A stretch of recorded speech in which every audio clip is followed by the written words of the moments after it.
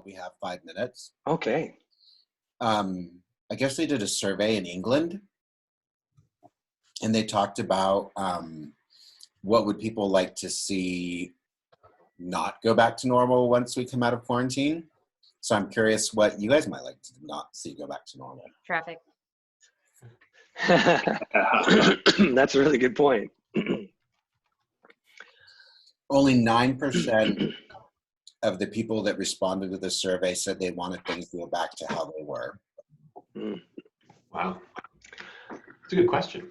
Well, one of the things that I would like to see is these big companies, they've now learned that there's some value to working at home. They can still get stuff done. Instead of building new buildings, why don't they just go every other day with one group and then every other day with another group? And that way they've got them at work 2 or 3 days a week. And then there's less travel. It'd be better for the ecology in terms of using up resources and less, I don't know, it just seems like build less buildings and just use them more efficiently. I'm on board with that one. I always thought that was so insane. Like, we all live here, and then we all as a group go to here during the day, and that place is empty, and this place is full, and at night we move over here, and this place is empty, and that place is full.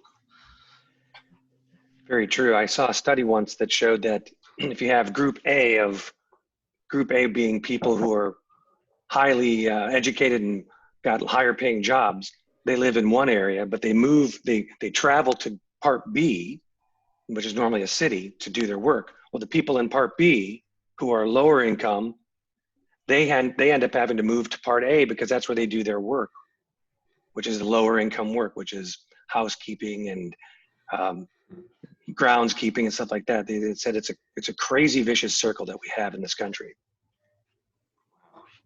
It's oppressive. It's not crazy. It's oppressively vicious. Oppressive is a good word.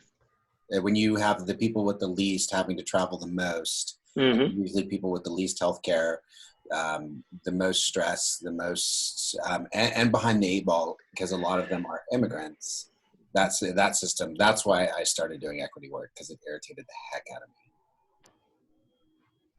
I think what would be great to not go back to the way it was is, at least for me personally, my more proactive stance on like keeping in touch with friends that don't live nearby me anymore, and like doing video calls and stumbling through slightly awkward video game nights and things like that. That'd be great to keep going. We'll see if it's the reality. The game nights are fun. Yeah, it's nice because then you drink a little bit and then it's like, oh, this doesn't really work well, but who cares?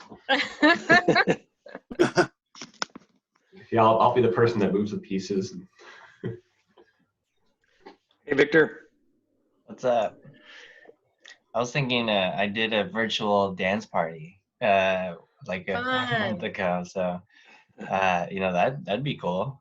To keep going. You just live stream a live DJ set and everybody just dances in their own rooms. It's like the introvert stream. As a dyed-in-the-wool introvert, I'd say the introvert stream is just not participating at all. That's probably true too. We have a neighbor that's an introvert, and he's like, I love this. I'm getting so much done. I feel no pressure to go anywhere. It's true. And he's like, I'm playing Dungeons and Dragons with my brother and my brother's kid and another friend of ours. Dino! Hey, Dean. Hey, guys. Good morning. Morning. Good morning. Good morning. Did you meet Mellie, Dean? Dean, did you meet Mellie? Mellie, did you meet Dean? Hi, No. Mellie. Hi. Nice to meet you. Nice to meet you. Yes, we did meet. What is your okay? Back in the day when we could meet. Oh, yes, I remember. Yeah. The spas, yes. Yeah, you got it. Yep. The screen flashed you for half a second, so I wasn't sure if I knew or not. It's very I love Brady Bunch. you so much. It is. I guess that makes you Han Alice. In my screen, anyways. Yeah. The trouble is coordinating a good Brady Bunch sequence. You just need to know who's in what order, and I'm pretty sure it's not the same for everybody. Like point Yeah. down. Yeah, who's below you, Mellie? Yeah. You. Oh, me? Yeah, because you're to the side. You're right there. Oh, okay. And mine's just along the top. Oh yeah. Oh. It'll change again once we do the screen presentation. Oh, I can put it in gallery view. I see. Aha. I hear the dog I see the dog. right there. It's looking at my head. So when I go to share screen, it'll be my first time. So hopefully it will work. Technology always works. Oh, yeah. Especially for me. Yeah, especially when you're about to present something. I don't think it ever really usually goes wrong. Or like if you try to print something in the last minute, the printer always works. And it's always connected. And it's always not flashing a weird light at you. That sounds like a bizarro world where things go right. I can't tell you how many times I was getting ready to give a test. I'd go in early to print it off in the morning. The printer would break. Yep. Got to make 120 copies. Doesn't work. Always when you're in a hurry that the printer acts up. Yep. Well, we don't have to print really anything these days, I imagine. So maybe less printing. That's another thing to look forward to. Less paper. One of the things that's going to be interesting about Amazon is I'm curious if they're going to be like, oh, look, we could triple our profits if we just have everybody work for home, don't increase their salaries, have them do their own resources, and we just rent out all of South Lake Union. We could turn it into a spa. I like it. I like it. The Amazon spa. Yeah, I don't know. They probably have a lot of cameras and a lot of Alexa in there, and they'd know everything everyone did in that spa, and probably They would. measurements of everything and scans. Yeah. They like their data. I think you're right, though. I think companies are really going to look at how they can continue this. Commercial real estate will be a scary place to be in soon, if not already. Yeah. Well, commercial development isn't hurting. Most companies have holding companies that are in the $43 billion range of assets and money. So to me, it's like we need to start pushing some of that money back out to the people. Put the money in our hands. Money in your pocket. I think that's Take one your thing. money maker, Victor. A lot of people learned about the 50% who don't have anything in their bank account and how much something simple, not simple, but something like this puts them at such a bad risk. And I'm hoping there's a little more empathy in the world and that we have less executive salary increase and more actual producer salary increase. Decrease in salaries for executives. Huge decreases. Mm-hmm. I actually am writing Liberty Mutual right now, and I'm climbing up their ladder, and I'm about my 5th person in, and they keep sending me back shit about, oh, we have this page that tells you what we're doing. And I'm like, I've read your page. I send you a lot of money, my husband and I send you a lot of money every month, and I'm irritated, and I want to talk to somebody making more than $1 million a year, because if you're making more than $1 million a year, everybody above you needs to cut at least 25 to 50% of your salary for the next 6 months.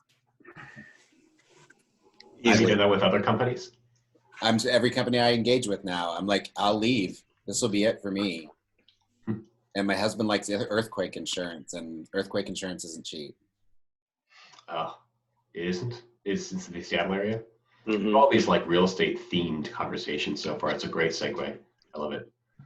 Ooh.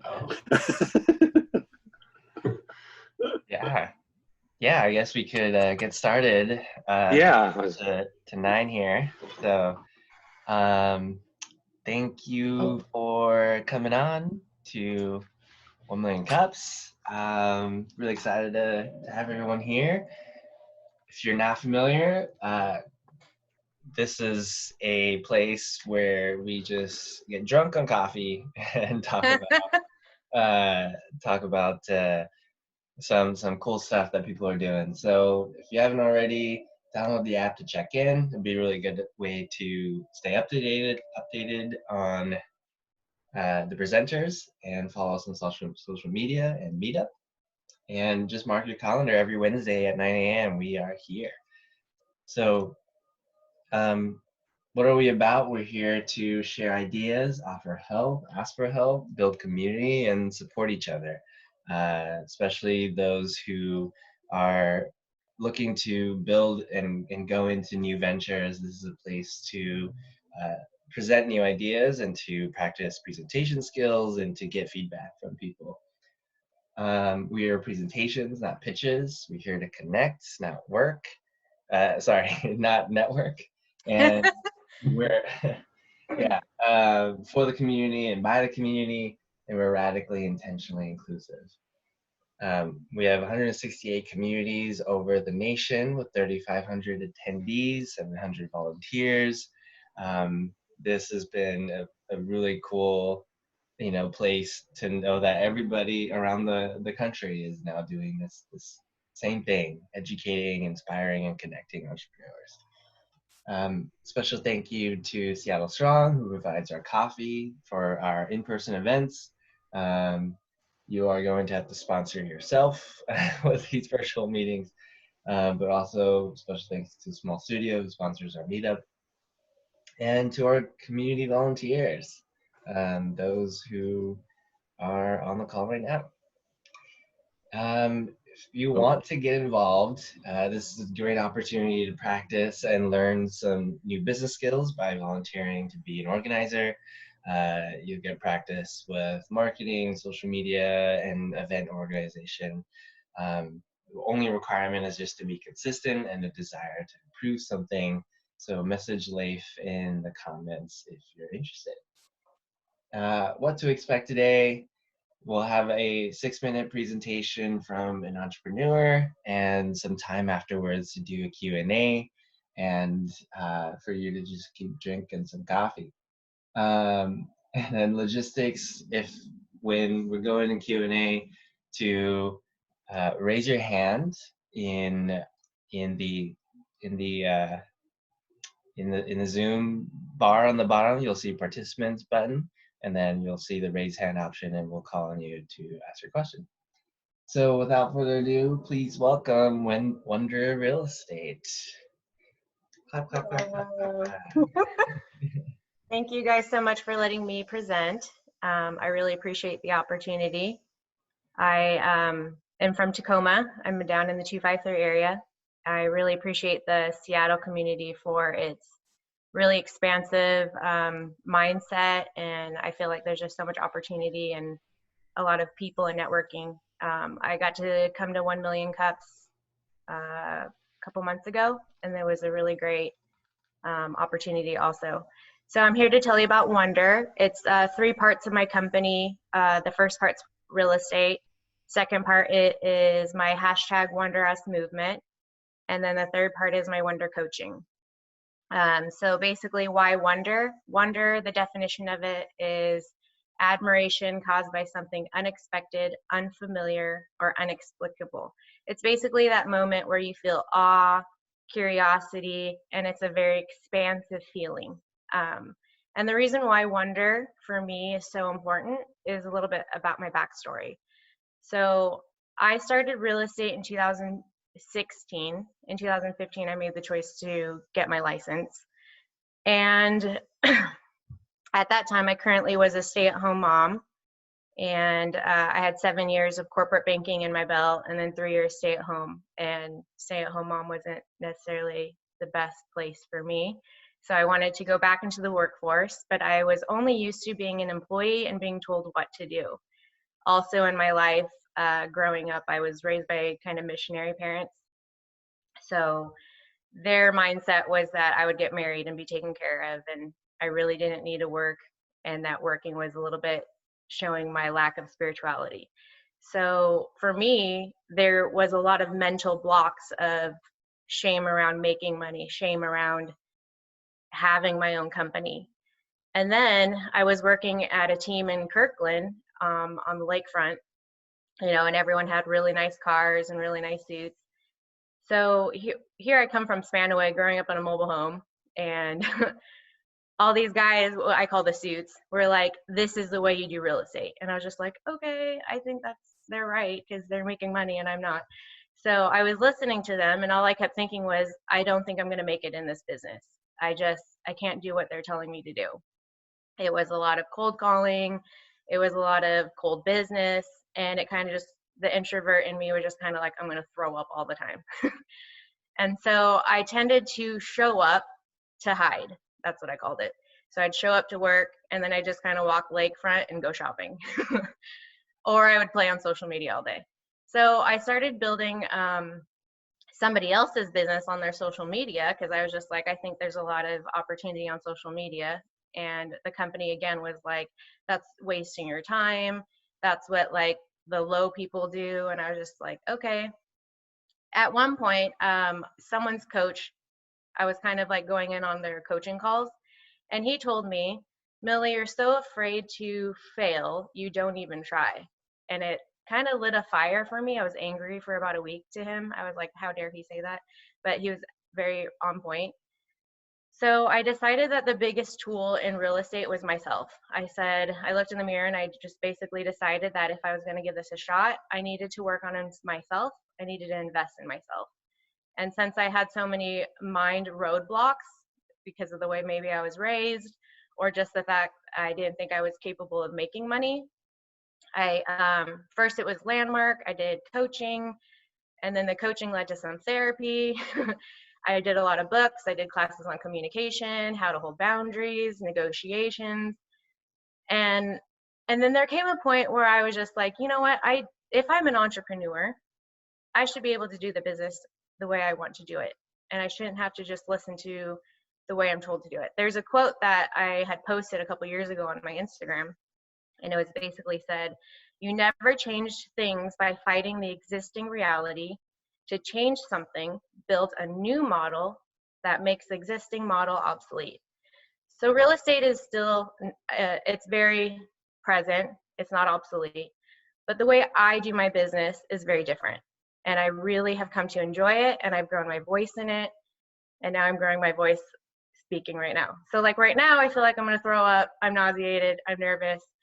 But it's an area I want to do. Whereas cold calling is like, I have no desire to do it.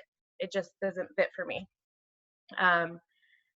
Then I would say in 2017, I went to TEDx, Changing Spaces, and it blew my mind. I've never been in an audience with so many expansive minds of living their passions, living their dreams.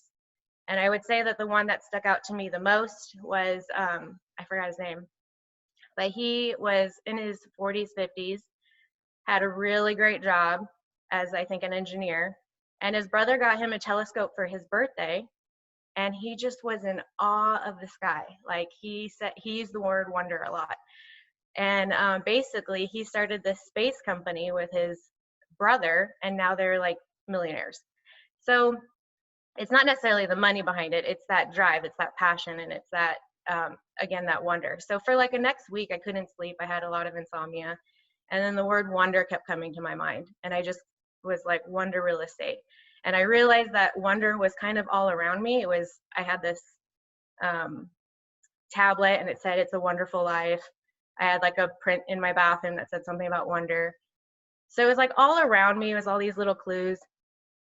And then yet at the same time in our world, I feel like there's a lot of lack of it. Everything is so transactional based.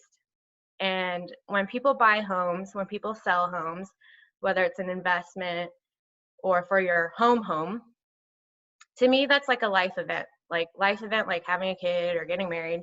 And some people don't want to get married or have a kid. So they, the one buying the house is like that one life event that's really important.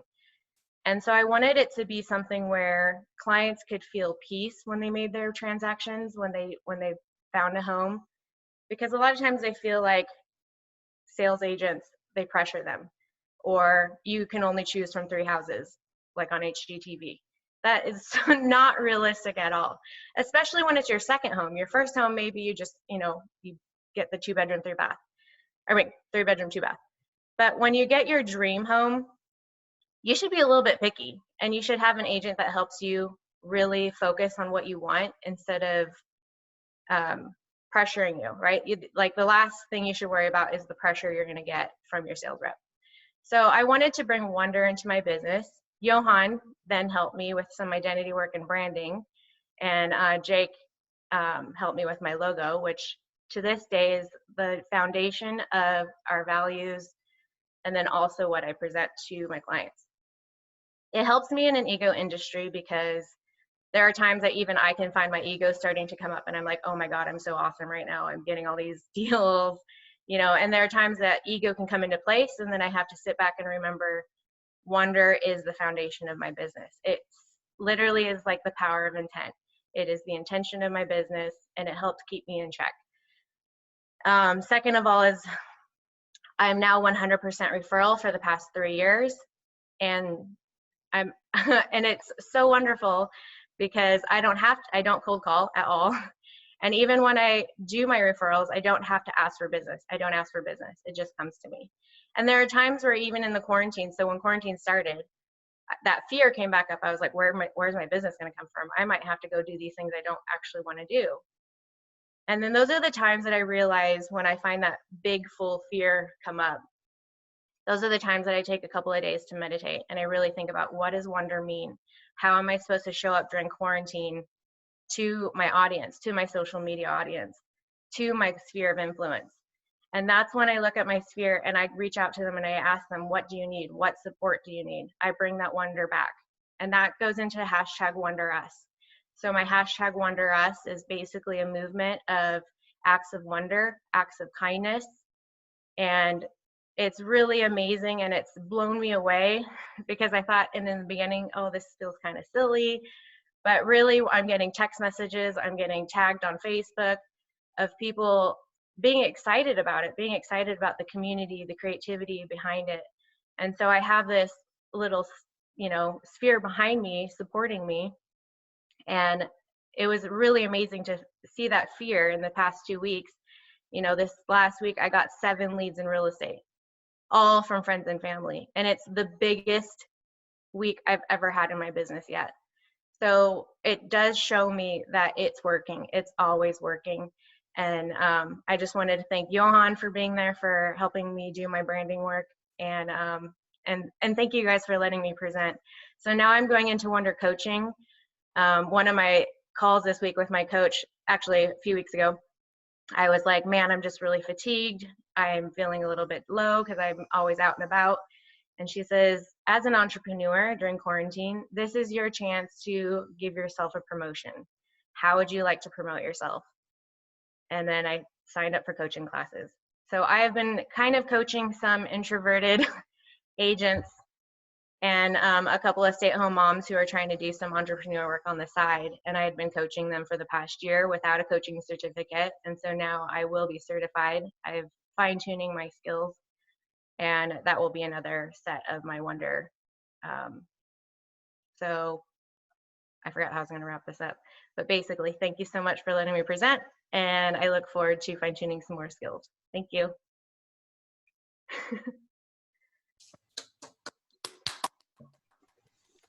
Thank you. I love your story. Thank you for sharing.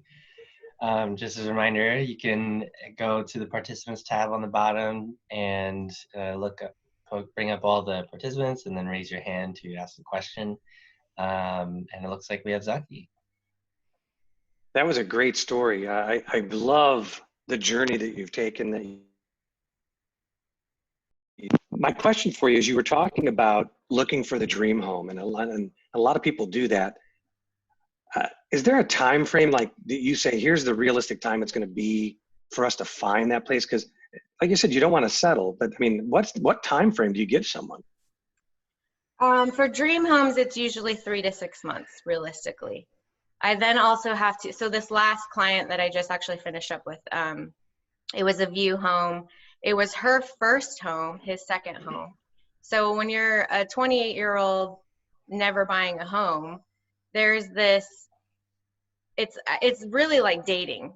It can be really hard to imagine that house that you're visualizing is out there, especially in February, right before quarantine. The market, it was crazy. Like, I mean, we're back to one of the craziest markets we've ever been in. It was 5 to 15 offers. Everyone's waiving everything. So you find your dream home and then you have to like sacrifice everything to get it. she was a driver who was very emotional driven, and then he was an analytical who needed all the numbers to match up, you know. And so for him, he was like, how do I just make an offer 20,000 above? And, you know, to him that was like shooting in the dark. So it was being able to navigate those two personalities and then also trying to find the right home. And we were able to do it. And they were going to write an offer on one house, and the whole time they just kept complaining about the house.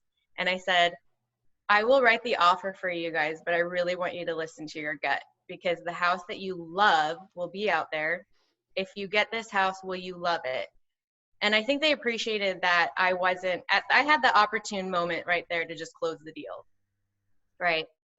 But I knew long term, everything they were saying, they were settling. And so for me, it's making sure that they got their dream house, and they did. So it's a win-win. Cool, thanks. Yeah.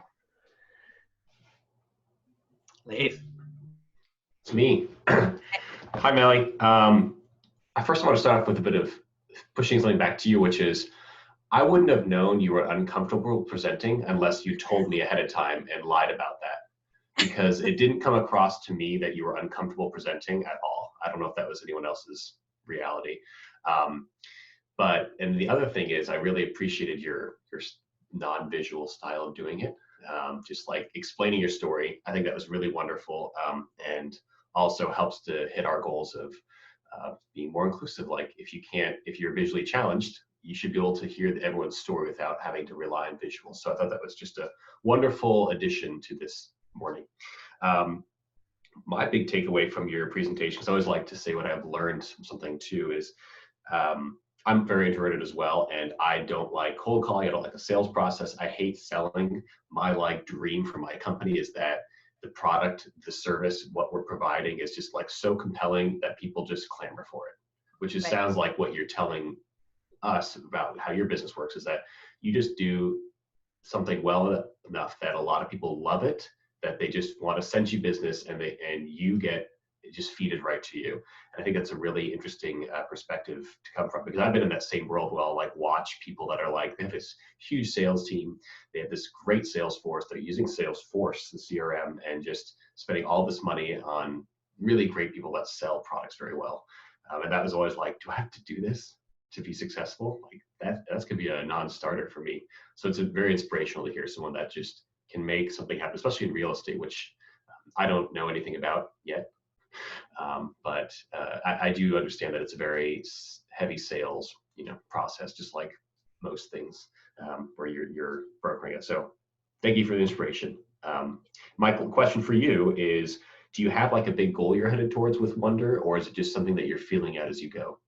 Oh yes, I love goals. And I think that's where my depression set in the beginning of quarantine, was I was like, what are my goals right now? I'm very goal driven.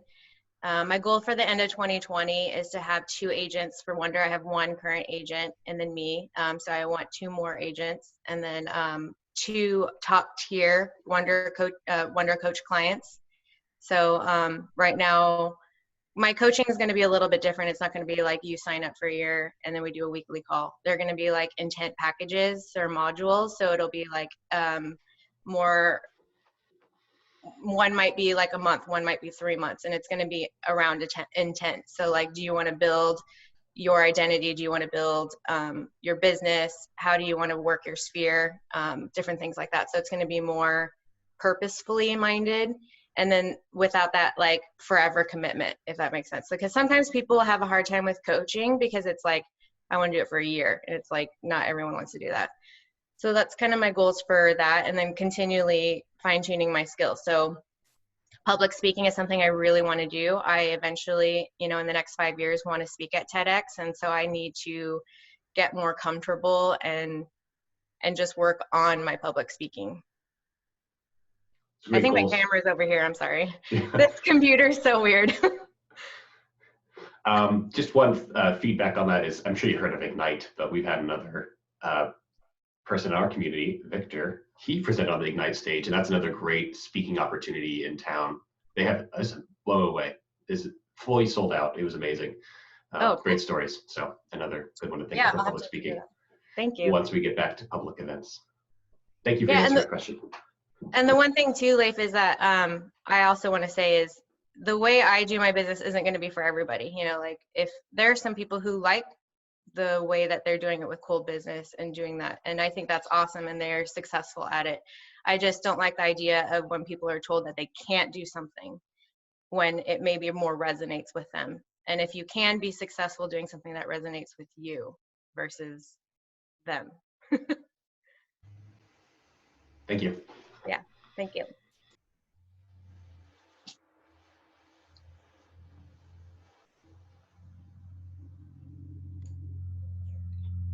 I'll say something.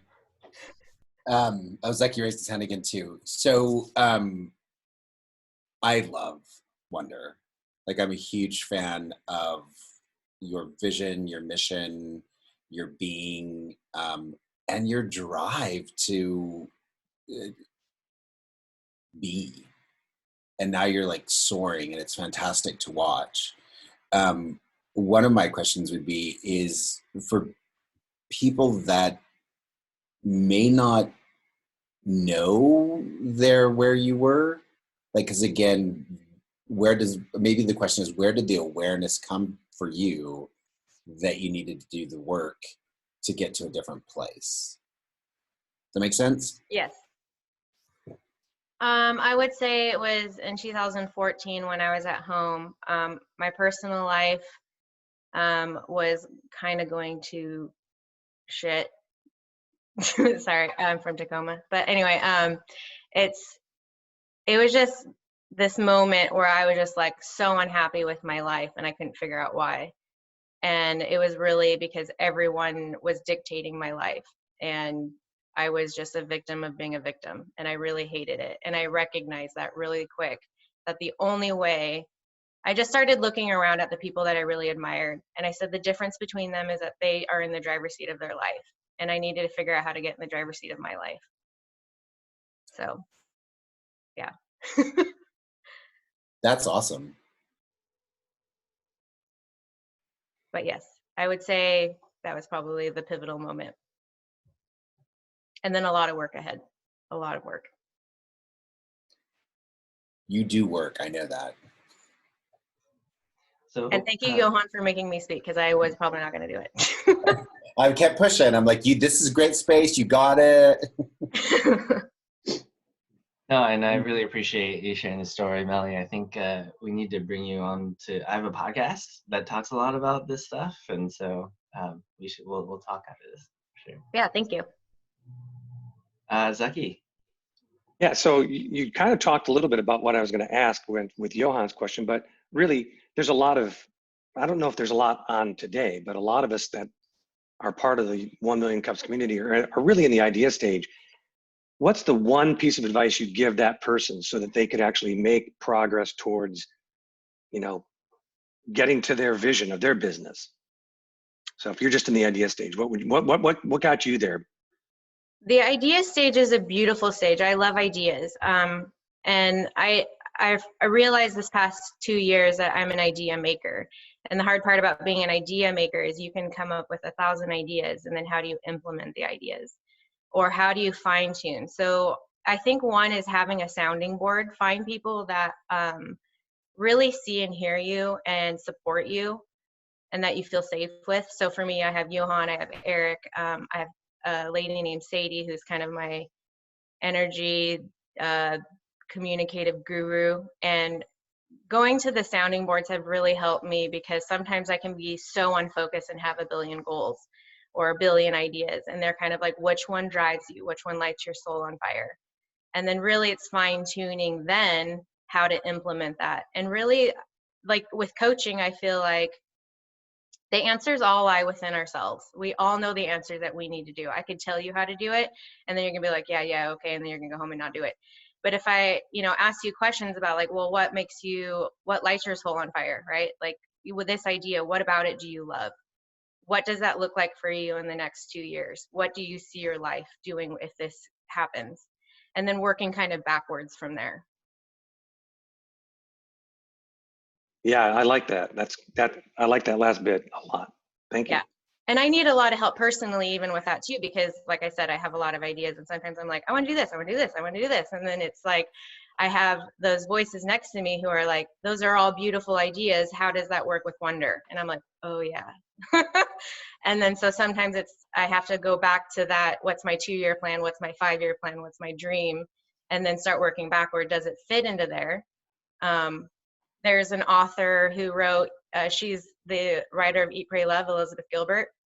Mm-hmm. She had this idea that ideas are its own entity.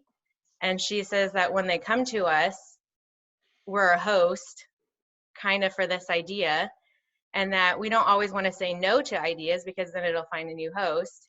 But she says, but if we either take the idea or we give it away. So one thing I'm doing is, like, if I come up with an idea that keeps coming at me, I just share it on community pages.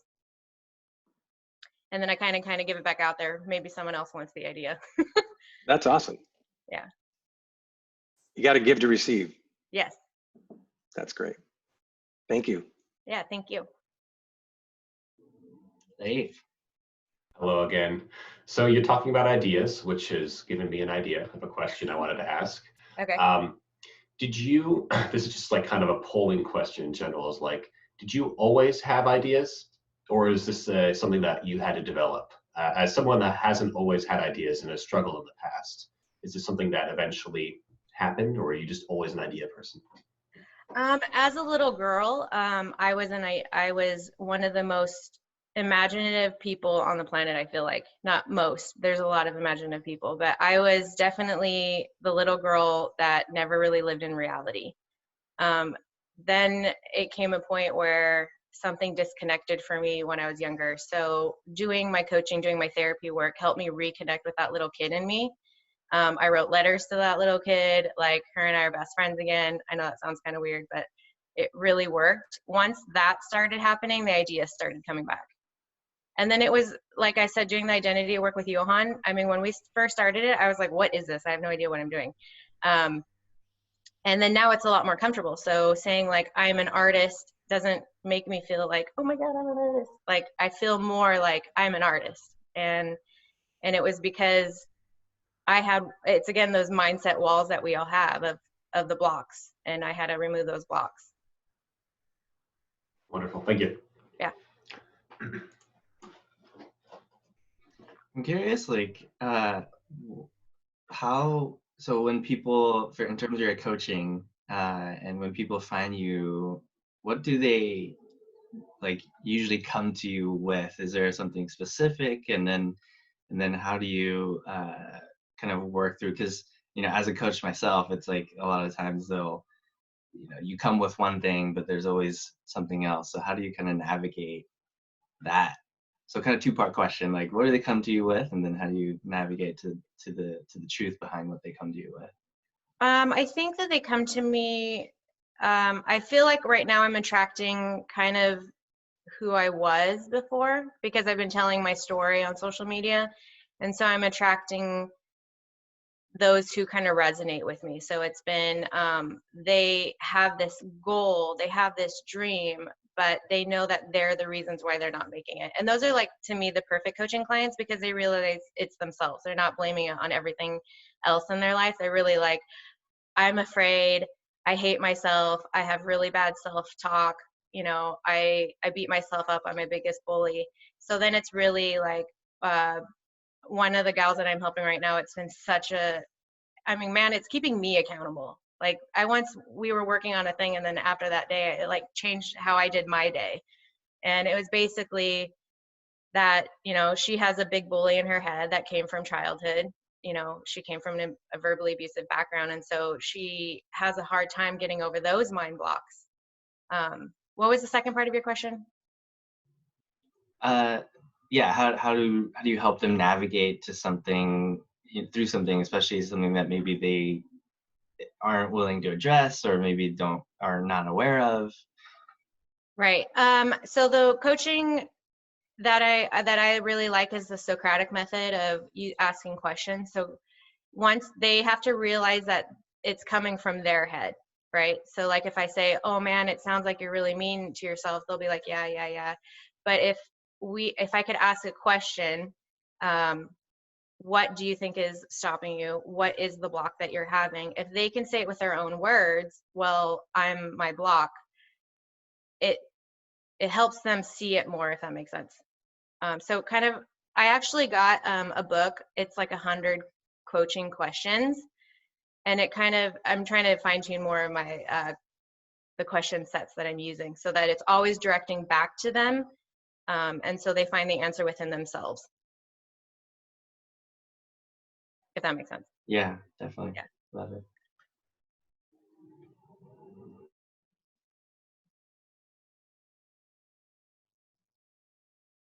I guess another curiosity too is like, sounds like there's a lot to this. There's just a lot of personal journey into entrepreneurship and whatnot. And, you know, I just, it's cool that you have these three parts of your business, right? And do you see them all tying together? Do they help each other, or are they kind of separate entities for you? To me, a lot of them go together. Hashtag Wonder Us was a large part of my real estate, just because I wanted to be seen in my community as a server and not a like salesy. I wanted to be a concierge resource for the community. And so hashtag Wonder Us was kind of my way of doing events. I would do like client appreciation events. And I would try to bring some of the things that, have you guys been to TEDx? No? Okay, so TEDx has like these really cool things in McCall Hall during the outbreak sessions, and then they're community minded. And so it helps get all the voices together. So I did like little stations, and trying to get people out of their comfort zones. So, you know, I'm from like south of Tacoma, in unincorporated Tacoma. And out there, you know, I work with a lot of blue collar, the grit city, as we call it. And I love that about Tacoma. And then another part of it is that some of these folks have been told that they have to be in a box for the rest of their lives. So like, if you want to be an electrician your whole life and you love it, that's awesome. But if you feel like that's the only thing you're allowed to do, like, how do we break out of that box? So I'm trying to bring these events, you know, down to Tacoma from Seattle or from other places in the world. And then that way, I'm sorry, your question was, I totally spaced. Yeah, no, how do they all kind of fit together? Yeah, okay. Oh yeah, so that's part of that. So my events are part of the real estate, yeah. And then it helps drive, like, I get a lot of referrals from that. I'm on people's minds. I don't, like I said, I never ask for business. It always comes.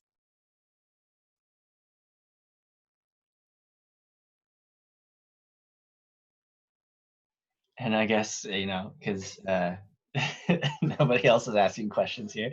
So I'm curious, like, then what kind of new obstacles are you hitting, or what struggles are you facing now, and where's your sort of next step here? So some of the obstacles that I've had during quarantine has been, juggling, like homeschooling, and juggling, because I have two kids, juggling consistency as an artist, idea maker, entrepreneur. I feel like the area that's hardest for me is consistency. So I can do something really perfectly almost for like 2 weeks, and then I start to get like very unfocused. So for me, my growth is how to be consistent within my personality, right? So like, I can't compare myself to someone who's an A-type personality, even as much as I want to be them. I just can't. I won't ever be them. I'll just hate myself. So how do I be consistent within my personality? How do I show up? And then like doing things like this. So, you know, growing my areas where I kind of have like a chart. So it's things that scare me that I want to do, and then things that scare me that I don't want to do. So I don't focus on the I don't want to do. I focus on the I want to do. So like, I want to public speak. It scares me. I want to do it. I'm going to grow in that area. Love it. Thank you. Well, it sounds like if we are kind of here just listening, I wonder if would be interested in breaking out into separate rooms. Yep, Johan's interested. So No. I think we need to ask the question. oh, okay. You mean you have another? Oh, yes. No, the question. Yes. The question. We have Not the my 1 question. million, 1 The million question cups. we're here for. Yeah. What can 1 million cups do for you, Mellie? Well, I would say the one thing you guys have done for me is be a really great audience. So I wanted to thank you for letting me present. Number two, I would say is if you have any feedback for me, I would love to hear it. If there's anything that you feel like that could be more cohesive or just anything that comes up for you, I would love to hear. And then third, I would say is if you guys wouldn't mind doing a email survey. I will not put you on a list. I don't do that. Having uh-oh. Okay, sorry, something went away. The screen changed. Sorry. Okay, so I would say if you guys don't mind doing a survey, I would love to send out a small, quick survey and then see what you guys think.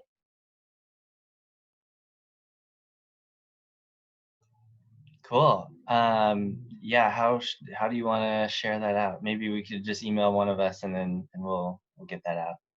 Okay, thank you. Yeah. Awesome. So thanks again for presenting. What can you do for the 1 Million Cups community for everyone here? And that is to bring a friend next week. So if this now that you've experienced what 1 Million Cups is about, definitely suggest this to a friend who would love to connect with others, to either share their story or to listen to others, to feel inspired and move on to their own dreams as well, especially Mellie. And also, if you have an idea that you want to present, definitely apply at 1millioncups.com/Seattle. And the only qualifications that you're trying something new and that you're willing to ask for help. So with that, we can break out into breakout rooms, and this will just be randomly assigned to everyone here. We'll have maybe 3 people per room, and then you could use that time to chat or leave or whatever. So thank you guys for being here. Wait, hold on. We're going to do a quick screenshot for this. So please just Brady Bunch and pretend that you're looking at the person next to you, and it'll be wrong, but we don't care. So 3, 2, 1, and go. All right. Thanks, everyone.